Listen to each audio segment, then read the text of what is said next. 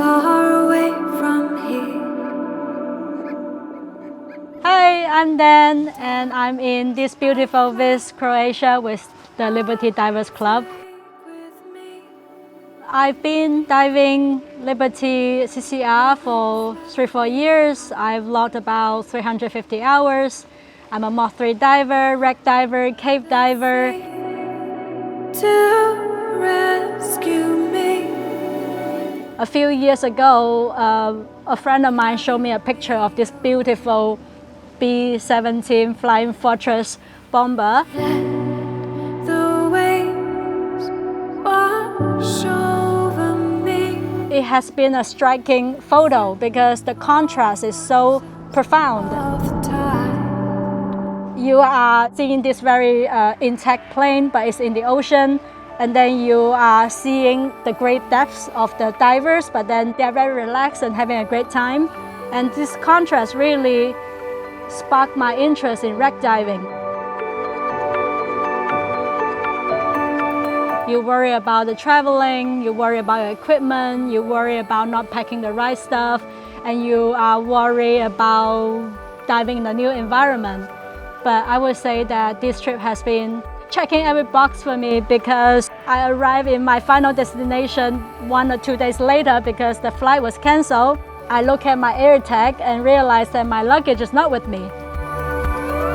I talked to my friends in the club, and then everybody tried their very best to help me. In the first day that I was diving with a lot of loan gear from everyone, CCR from this person and then DPV from another person. I was lucky to have my own dry suit, but my mask, my fins, my CCR, my bailout, my regulator, none of them are mine. Luggage arrived 2 days later. Thanks to the club, we dive the same equipment, we have similar training, and then the whole trip ended perfectly for me on a high note. Once the problems are solved, my experience is just smooth. Like we work together immediately, we dive the same equipment, and then we speak the same language, and we have the same understanding of safety and safety margin and all this concept. Swiftly they. When you reach the Mach 3 level, it's harder and harder for you to find a dive buddy that you can trust each other on a challenging dive. I get to dive with very skillful, very like-minded diver because I know that I will be looked after, so I can push my comfort zone or I stretch myself a little bit, and eventually I think it will make me a more capable diver. I always appreciate that when I have room for improvement or when I make some mistakes. And I really appreciate that I'm in an environment that we are comfortable, we are caring enough to tell each other like, hey, what had happened? Like, have you considered this?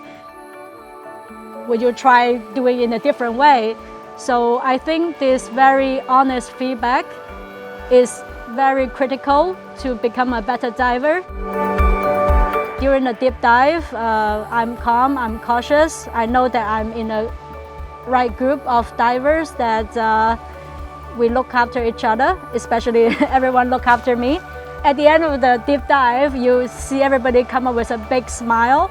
I don't think that people are smiling only because they checked some record or went to a new depth, but I think it's just doing something remarkable collectively together.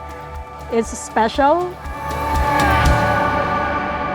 And I think it's this environment or this atmosphere almost that's remarkable and it's irreplaceable elsewhere.